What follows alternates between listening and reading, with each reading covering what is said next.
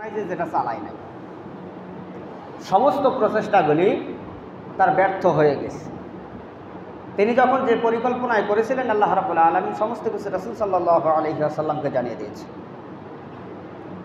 তা আবু লাহাবের যে ভূমিকা ছিল ইসলামের বিরুদ্ধে, তার সর্বশেষ পরিণতি যেটি হয়েছে, সেই পরিণতি সম্পর্কে আল্লাহ রাব্বুল আলামিন এই কোরআনুল কারীমে সূরা লাহাবে রেকর্ড করে দিয়েছে। তবে এই সূরাটি নতুন আমাদের মাঝে এসেছে এমনটি নয়, ১৫০০ বছর আগে এই রেকর্ডটি আমাদের কাছে এসেছে, কিন্তু তারপরেও আমাদের ভিতরে এখন পর্যন্ত আবু লাহাবের চরিত্র আছে। এই কোরআন আসার পরেও মানুষগুলি আমরা যদি সবাই কোরআনটা পড়তাম, জানতাম, মানতাম, তাহলে আবু লাহাবের চরিত্র আমাদের ভিতরে থাকার কথা ছিল না। তাহলে এর থেকে বোঝা যায় যে কোরআন আছে, কিন্তু আসলে আমরা কোরআন জানি না, কোরআন মানি না, কোরআন শুনি না। যদি আমরা জানতাম, মানতাম, শুনতাম, তাহলে ওই চরিত্রটা আমার ভিতরে আসার কথা না। কারণ সে এমন একজন দুশমন ছিলেন, বড় বড় আর কাফের রয়েছে, তাদের নাম প্রকাশ্যে কোরআনে আসে নাই, কিন্তু একমাত্র একজনের নাম এসেছে, তিনি হলেন আবু লাহাব।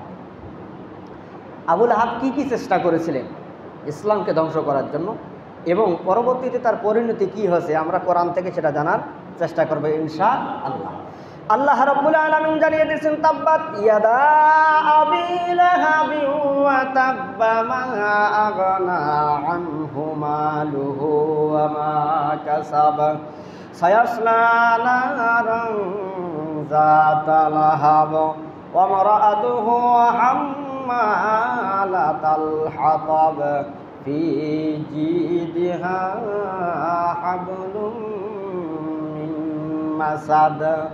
আল্লাহ রাব্বুল আলামিন জানিয়ে দিলেন, তাব্বাত ইয়াদা আবি লাহাবি ওয়া তাব, ভেঙ্গে গেছে আবু লাহাবের হাত এবং ব্যর্থ হয়েছে সে। আল্লাহ রাসূল সাল্লাল্লাহু আলাইহি ওয়াসাল্লাম যখন মানুষদেরকে, তাফসিরে ইবনে কাসিরের বর্ণনা এসেছে, আল্লাহ রাসূল সাল্লাল্লাহু আলাইহি ওয়াসাল্লাম পাহাড়ের উপরে উঠলেন।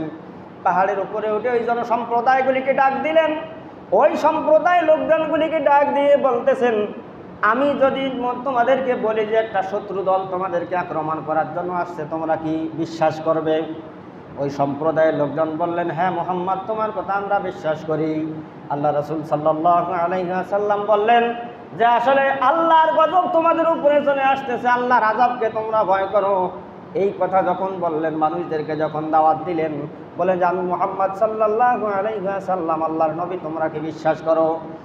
এই কথা যখন বললেন, আবু লাহাব পিছন দিক থেকে আল্লাহ রাসূল সাল্লাল্লাহু আলাইহি ওয়াসাল্লামের পিছন দিক থেকে দাঁড়িয়ে লোকজনগুলিকে বাধা দিলেন যে না, মুহাম্মদ হলো ধর্মত্যাগী লোক, সে তার ধর্ম পরিত্যাগ করে তার নতুন ধর্মের মধ্যে তোমাদেরকে নিয়ে যেতে চায়। তাফসীরকারকরা বলেন, সেই দিন আবু লাহাব হাত উঁচু করে জনগণকে বলেছিলেন যে তোমরা মুহাম্মাদের এই ধর্মের ভিতরে আসো না, মুহাম্মদ যা বলে তা সত্য নয়, মুহাম্মদ একজন ধর্মত্যাগী লোক। এই হাত উঠানোর কারণে কোনো তাফসীরকারক বলেন আল্লাহ রাব্বুল আলামিন সাক্ষাৎ কোরআন নাজিল করে আবু লাহাবের হাতকে ইন্ডিকেট করে আল্লাহ জানিয়ে দিলেন, তাব্বাত ইয়াদা আবি লাহাবি ওয়া তাব, ভেঙ্গে গেছে আবু লাহাবের হাত এবং ব্যর্থ হয়েছে সে। হাতের কথা এখানে চলে আসছে। তাফসীরকারকরা বলেন, এখানে আবু লাহাবের হাতের কথা এসেছে, তার হাত ব্যর্থ হয়ে গিয়েছে, ভেঙ্গে গিয়েছে, সেই হাতের কথাই শুধু পঞ্চ ইন্দ্রিয় শরীরের সঙ্গে লাগানো হাতের কথাই শুধু আসে নাই, বিভিন্নভাবে হাতকে বোঝানো হয়েছে। এই হাত থাকে, অনেক বড় হাত থাকে। আমরা অনেক সময় দেখি যে অমুক লোকে সাধারণ লোক ভাবা যাবে না, তার হাত অনেক লম্বা, তার হাত আমেরিকার সঙ্গে, বলি না আমরা, তার হাত জার্মানির সঙ্গে, জাপানের সঙ্গে, ইন্ডিয়ার সঙ্গে। এই যে এখানে শুধু পঞ্চ ইন্দ্রিয়ের হাতকেই বোঝানো হয় না, এখানে ক্ষমতার হাতকেও বোঝানো হয়েছে। আল্লাহ রাব্বুল আলামিন যাকে যেভাবে সম্মানিত করেছিলেন, ওই কথাটি আল্লাহ রেকর্ড করে দিয়েছিলেন, তাব্বাত ইয়াদা আবি লাহাবি ওয়া তাব, এটা রেকর্ড করে দিয়ে দিলেন শুধু আবু লাহাবের জন্য না, পরবর্তীতে যতদিন দুনিয়া থাকবে, দুনিয়ার মানুষগুলি থাকবে, সকলে সতর্ক হওয়ার জন্য, সকলকে বোঝার জন্য আল্লাহ জানিয়ে দিলেন, তোমরা আবু লাহাবের কাছ থেকে শিক্ষা গ্রহণ করো। কারণ আবু লাহাবের ক্ষমতা কম ছিল না, বুদ্ধি প্রতিপত্তির সম্পদ কম ছিল না, বংশ মর্যাদা কম ছিল না। আল্লাহ রাব্বুল আলামিন জানিয়ে দিলেন, তাব্বাত ইয়াদা আবি লাহাবি ওয়া তাব, ধ্বংস হয়েছে আবু লাহাবের হাত। তাহলে আবু লাহাব সেই দিন আল্লাহ রাসূলের পিছনে দাঁড়িয়ে বলেছিল, তোমরা মুহাম্মাদের কথা শোনো না, কারণ মুহাম্মদ একজন ধর্মত্যাগী লোক। কিন্তু আসলে বলুন তো, মুহাম্মদ সাল্লাল্লাহু আলাইহি ওয়াসাল্লাম সেদিন সত্যের দাওয়াত দিয়েছিলেন না মিথ্যার দাওয়াত দিয়েছিলেন?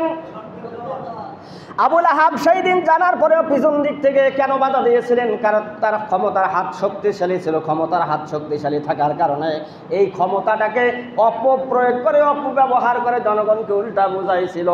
তাহলে সেই দিন আল্লাহ আবুল আহাবের সমস্ত ক্ষমতার হাতকে ধ্বংস করে দিয়েছিল। আর আবুল আহাবের মতো চরিত্র যাদের ছিল তাদের ক্ষমতাকে আল্লাহ চিরদিনের জন্য ধ্বংস করে দিয়েছে। এটাই হচ্ছে মহাসত্য কথা। কারণ এই হাত শুধু এই যে পঞ্চ ইন্দ্রিয়র হাতকে বোঝানো হয়নি। আপনার বংশ মর্যাদা অনেক বড়, আপনি বংশের এই মর্যাদার কারণে অনেক কিছু করতে পারেন। আপনি অনেক সম্পদের মালিক, এই সম্পদের কারণে অনেক কিছু করতে পারেন। আপনি অনেক ক্ষমতার মালিক, এই ক্ষমতার জোরে আপনি অনেক কিছু করতে পারেন। আল্লাহ এই জন্য এই লোকগুলিকে সতর্ক করে দিয়েছেন যে তোমরা আবুল আহাবের দিকে একটু তাকাও।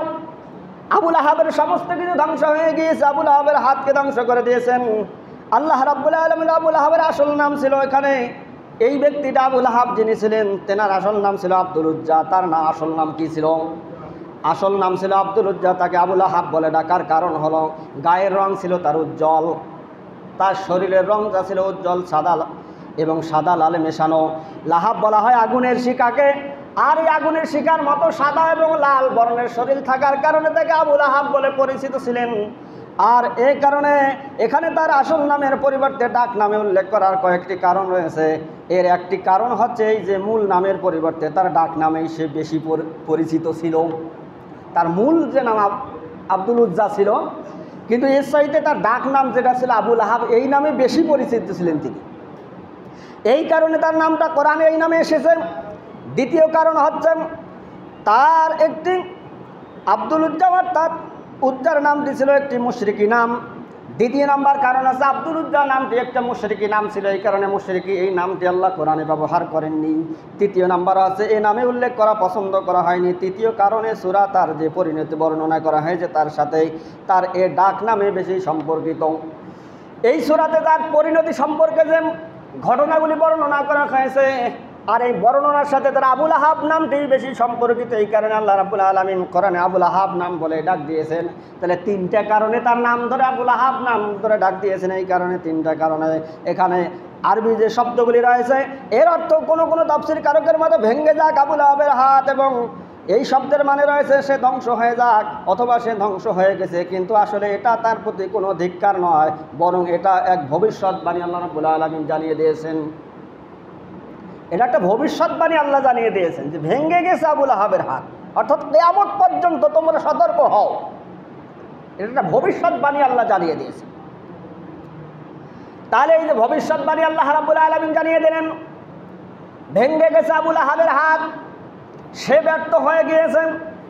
আল্লাহ রাব্বুল আলামিন শুধুমাত্র আবুল আহাবের জন্য এক আয়াত নাজিল করেননি, তাকে কেন্দ্র করে তার চরিত্রের ওপরে তার কর্মকাণ্ডের উপরে আল্লাহ সূরা নাজিল করেছেন। কিন্তু পরবর্তী জমানায় এই চরিত্র যেই লোকজনগুলি থাকবে তাদের জন্য সতর্কবাণী 1500 বছর আগে আল্লাহ জানিয়ে দিয়েছিলেন, তোমরা যারা ক্ষমতার হাত তোমাদেরকে আমি আল্লাহ দিয়েছি, ক্ষমতার চেয়ার আমি আল্লাহ তাদেরকে দিয়েছি, বংশ প্রতিপত্তি মর্যাদা তাদেরকে আমি আল্লাহ দিয়েছি, সম্পদ যাদেরকে দিয়েছি আল্লাহ।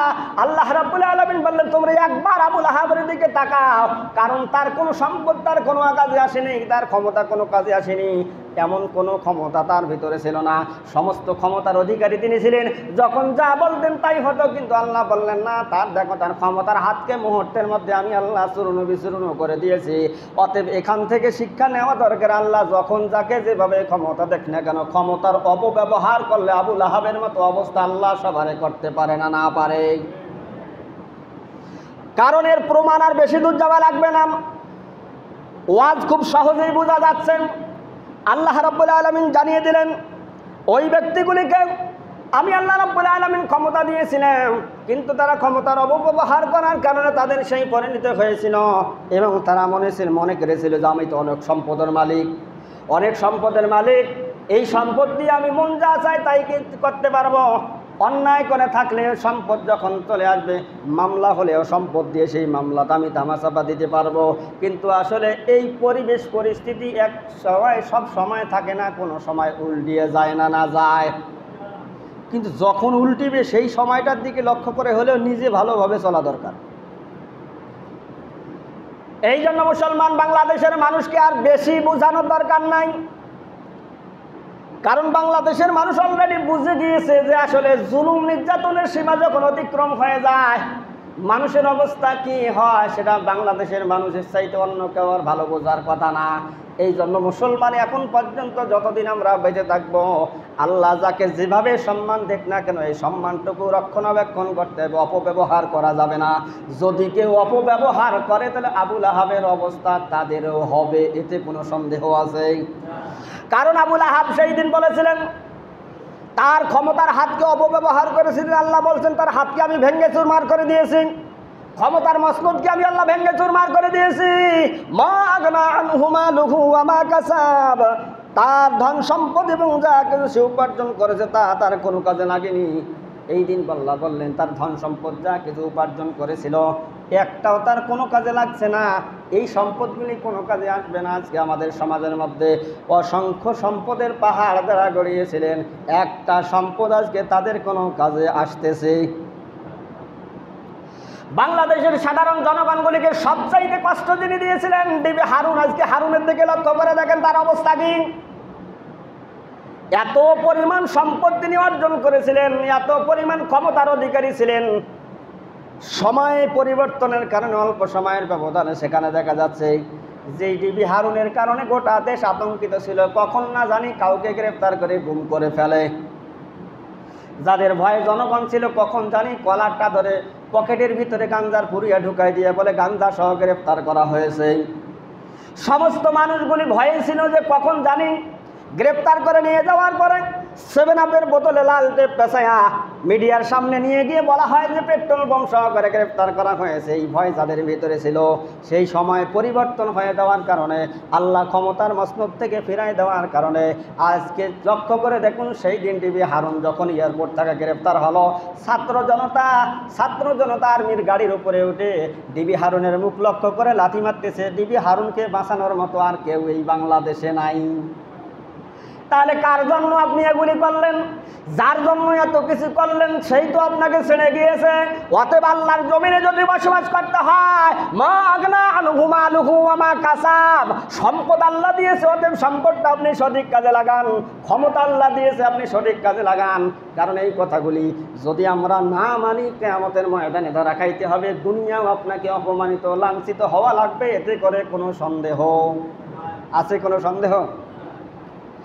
কারণ এই ওয়াজগুলি নতুন ওয়াজ নাকি? এই ওয়াজগুলি তো নতুন ওয়াজ নয়। কারণ এই ওয়াজগুলি কোরআনে আল্লাহ রাব্বুল আলামিন 1000 বছর আগে দিয়েছে, কিন্তু কোনো মসজিদের মেম্বার থেকে স্পষ্ট ভাষায় কথাগুলি বলতে পারে নাই, কারণ তাদের গলায় হাত রাখা ছিল।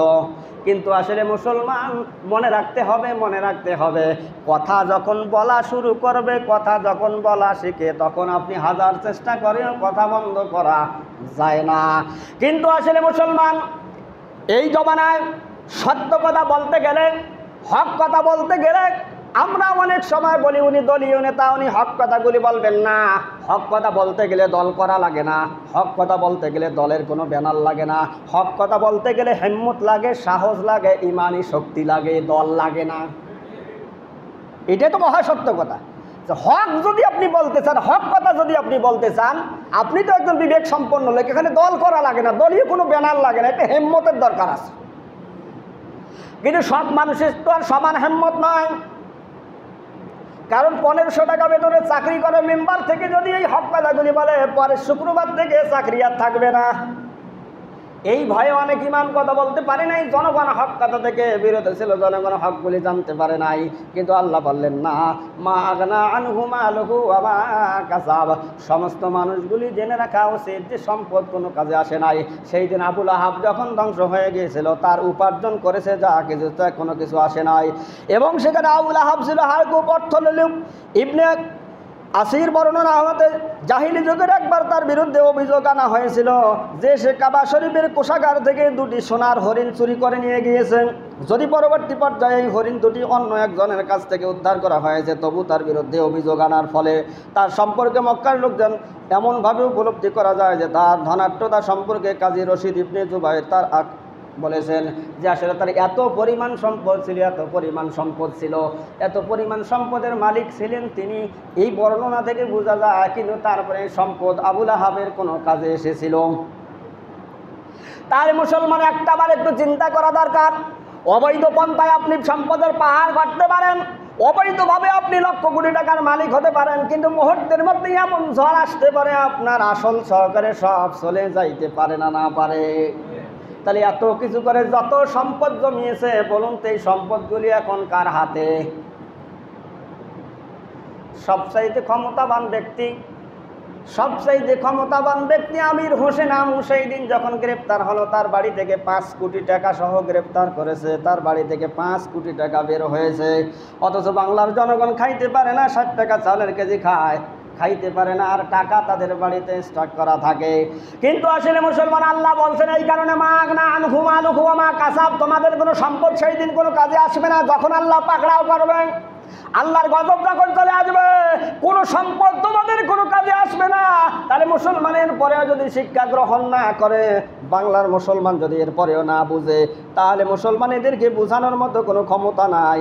কারণ নিজের থেকে যদি না বুঝি, আবুল আহাবের সেই জীবনী থেকে যদি শিক্ষা গ্রহণ না করি, তাহলে আমাদের হেদায়েত দেওয়ার মতো আর কোনো পথ খোলা নাই।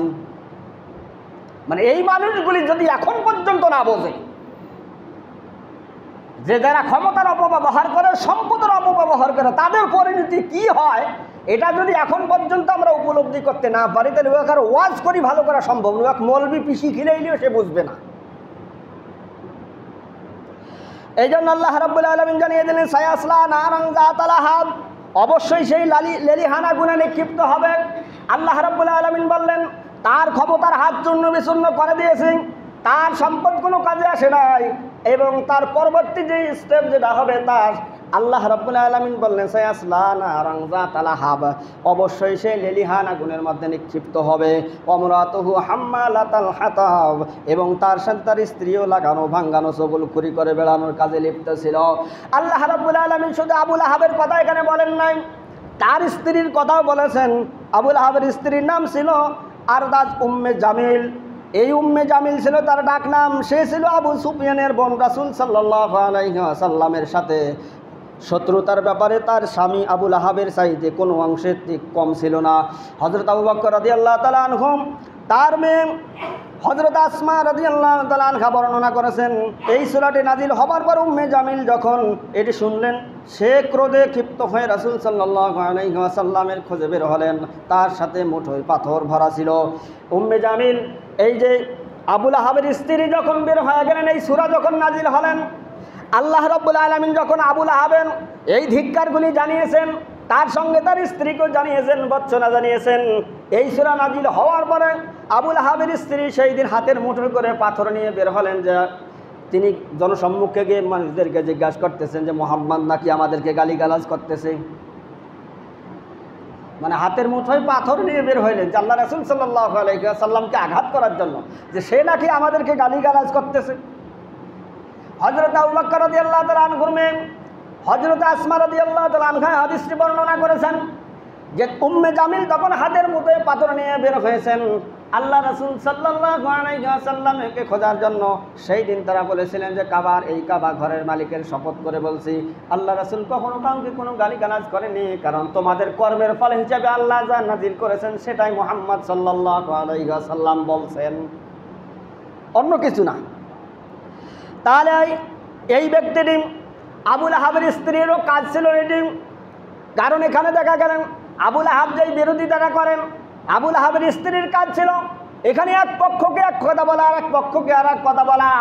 কিন্তু আসলে মুসলমান এরকম স্বভাবের লোক আমাদের সমাজের মনে হয় একটাও নাই। এই যে এই অবস্থার প্রেক্ষিতে এমন কিছু লোক রয়েছে, এমন কিছু লোক এখন পর্যন্ত পাওয়া যাচ্ছে, অনেক লোককে গিয়ে বলে, অনেক লোককে গিয়ে তখন পরামর্শ দিচ্ছি আসলে অমুকটা করা যায় নাকি। এ তো খুব জ্বালাইছে। মানে এমন লোক, এই আবুল আহাবের স্ত্রীর চরিত্রের লোক এখনো সমাজে আসেন, তিনি গিয়ে বলতেছে এ তো খুব জ্বালাইছে, এই ব্যক্তিটাকে অমুক করা যায় কি না। আবার যার সম্পর্কে বললেন তাকে গিয়ে বলতেছেন আমি শুনে আসলাম অমুক অমুক পরামর্শ করতেছে আপনার উপরে হামলা করবে। বলুন তো ভেজালটা বাড়লো না কমলো? এই যে আবুল আহাবের স্ত্রীর মতো চরিত্র আল্লাহ রাব্বুল আলামিন বলেন আমরাতুহু হাম্মালাতাল হাতাব। আল্লাহ রাব্বুল আলামিন বলেন এর সঙ্গে তার স্ত্রীও লাগানো ভাঙ্গানো এবং চুগলখড়ি করে বেড়ানো কাজ ছিল। আর তার সঙ্গে তাকে আল্লাহ রাব্বুল আলামিন বলেন তাকে আযাবে নিক্ষিপ্ত করা হবে। এবং আল্লাহ রাব্বুল আলামিন বলেন ফি জিদিহা হাবলুম মিন মাসাদ, তার গলায় থাকবে খেজুর ডালের আঁশের পাকানো রশি। এই যে খেজুর ডালের আঁশের পাকানো রশি টাকা লাগবে, এখানে আরবি শব্দটি যেটা ব্যবহার করা হয়েছে, আরবি ভাষায় যে গলায় অলঙ্কার পরানো হয়েছে তাজিদ বলা হয়। সাইদ ইবনে বসারের বর্ণনায় বলা হয়েছে আবুল আহাবের স্ত্রী তার গলার যে হার ছিল, এই হারটি তিনি বলেছেন যে এই হার বিক্রি করে এই সম্পদ দিয়ে আমি মুহাম্মাদের বিপক্ষে খরচ করব, মুহাম্মাদের ধর্মকে ধ্বংস করে দিয়ে দেব, মুহাম্মাদকে ধ্বংস করব, আমার গলার হার বিক্রি করে এই সম্পদটা দিয়ে আমি গুন্ডা ভাড়া করে মুহাম্মাদকে হত্যা করে ফেলব। আল্লাহ রাব্বুল আলামিন এই জন্য বললেন ফি জিদিহা হাবলুম মিন মাসাদ, তার গলায় পরানো থাকবে খেজুর ডালের পাকানো শক্ত আঁশের রশি। এখানে তার গলায় পরানো থাকবে, তাফসিরে কাসিরের বর্ণনায় এসেছে, ইবনে কাসিরের বর্ণনায় পাওয়া যায় যে তার গলায় যে রশিটা পরানো থাকবে এটা 70 গজ লম্বা থাকবে। কত গজ? এই যে 70 গজ লম্বা থাকবেন। তাহলে এই যে আযাব যখন চলে আসবেন, এই কোরআন মাজিদে শব্দটি ব্যবহার করা হয়েছে ব্যঙ্গাত্মকভাবে, অর্থাৎ অলঙ্কার পরিহিত সুসজ্জিত গলায় যেখানে পরিহিত হার নিয়ে এসে গর্ব করে বেড়ায়, কিয়ামতের দিন সেখানে রশি বাঁধা হবে, এটা ঠিক এক পর্যায়ে ব্যঙ্গাত্মক বক্তব্য যেমন কোরআনের বিভিন্ন স্থানে বলা হয়েছে।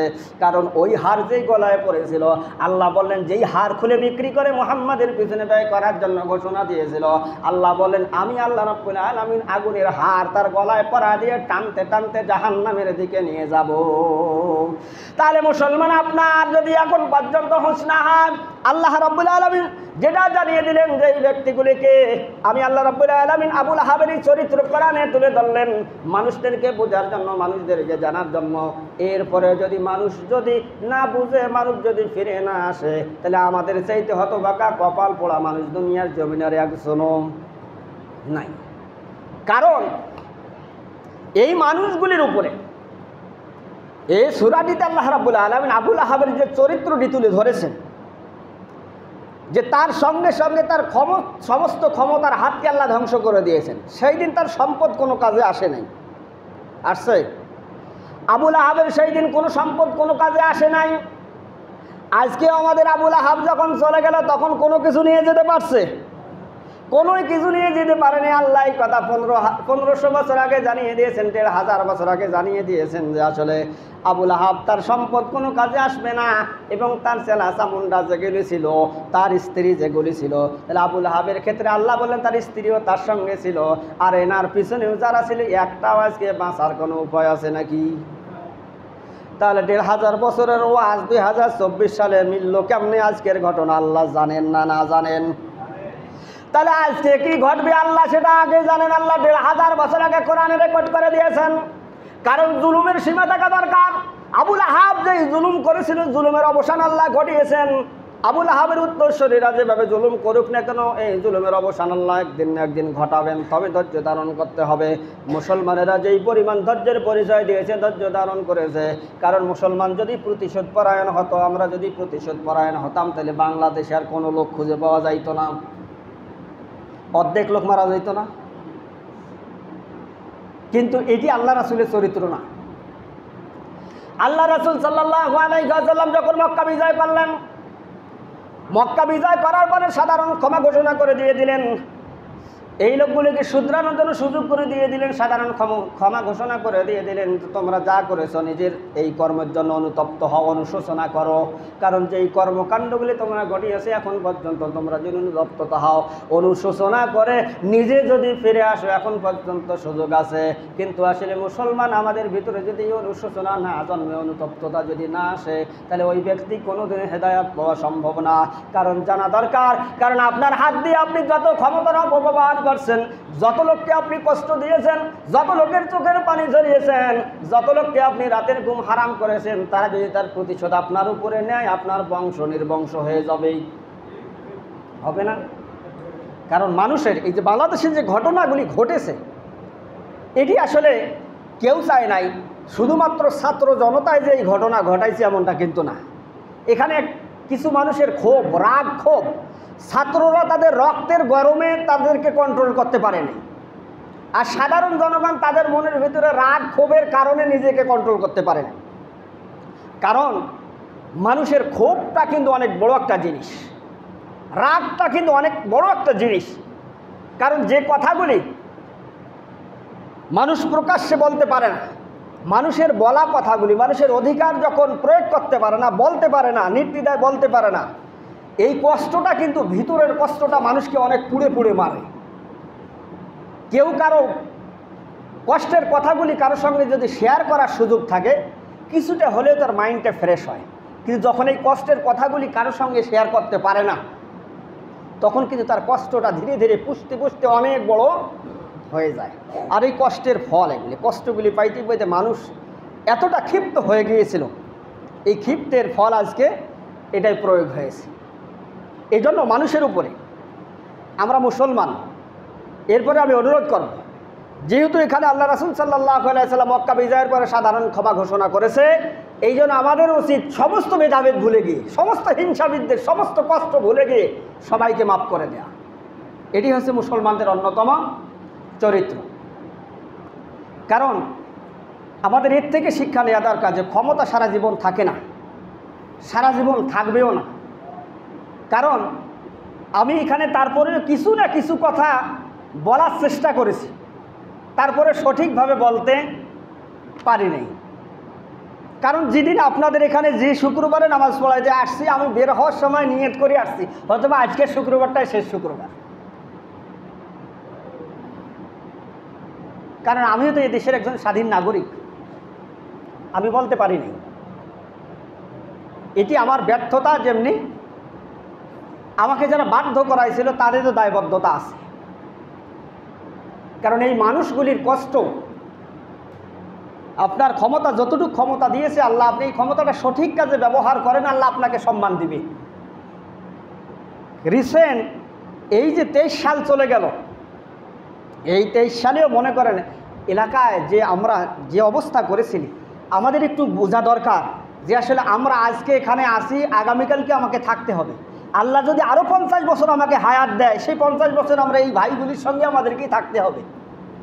অতএব কারো উপরে জুলুম করাটা ঠিক হয় না। কারণ এই জুলুমের অবসান একদিন ঘটবে, এটা সবাই জানে। কিন্তু আসলে আমরা ক্ষমতার মোহে পড়ে যা কিছু করি। কারণ যখন এটা এলাকার একটা দায়িত্ব থাকে, একটা ওয়ার্ডের দায়িত্ব থাকে, এই লোকের গরমে থাকা যায় না। অথচ আমি তখন ছাত্র শিবিরের রানিং জেলা সভাপতি, চোখের সামনে দেখা যায় এমন গরম দেখা কথা বলা, অথচ আমার মতো লোক সেই সময় যদি ফু দিত ওই লোক উড়ে যাইত। কিন্তু আসলে আমরা মুসলমান, সেই মনুষ্যত্ববোধ আমাদের ভিতরে আছে। মনে করিয়েন না যে আজকে চান্স পাইছে সবগুলো বলতেছে, ভাই এগুলো কষ্টের কথা এতদিন বলতে পারিনি। কারণ 2015 সালে 16 ডিসেম্বর স্ট্যান্ডের পাশ থেকে যখন প্রথম আমাকে গ্রেফতার করা হয়েছিল, আল্লাহ হায়াত রেখেছে বিদায় এখনও বেঁচে আছি। যদি ওরা আমাকে স্ট্যান্ড মুখে না এসে মলংহাট পাশে নিয়ে যাইতো, সেই দিনে শেষ হয়ে যেত।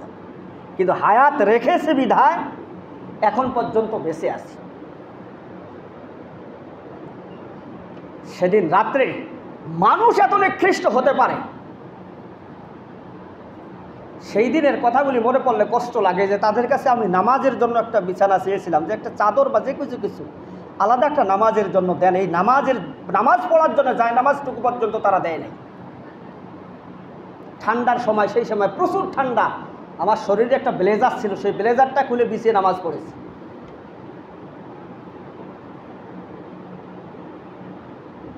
এবং সেই রাত্রে আমার পরিবার থেকে তারা 35,000 টাকা নিয়েছিল। আর এলাকার কিছু পাতি নেতা ছিল, টাটকা হাজি, হজ করে আসছে, এরা আমার পরিবারকে গিয়ে বলছে আমি দেখি আসলাম, হাত পাও নেংড়া করে ফেলাইছে ডাঙ্গে। কেউ আবার গিয়ে বলছে যে আমি টিভির স্ক্রিনে দেখে আসলাম এর ক্রস ফায়ারের অর্ডার। মানে পরিবারগুলি কি এতভাবে চাপে রেখেছিল, তাদের ভিতরে কি কষ্ট নাই? আমার মা বাবার মনের ভিতরে কি এই কষ্টটা নাই? এরকম হাজার হাজার লোক। সবচাইতে বড় কষ্ট লাগে আমাদের আলেম সমাজের মাতার তাজ আল্লামা দেলোয়ার হোসেন সাঈদী, উনি সর্বশেষ সাক্ষাৎকারে বলেছিলেন যে আল্লাহ যদি আমাকে কোনোদিনও বের হওয়ার সুযোগ করে দেয়, আমি আমার জীবনের প্রথম সফরটা মিঠাপুকুরে করব। অথচ এই লোকটাকেও তারা হত্যা করে ফেলেছে। আজকে আয়না ঘরের দিকে আপনি লক্ষ্য করে দেখেন, হাজার হাজার মানুষের মাথার খুলি, হাড়, সেগুলি দেখা যাচ্ছে।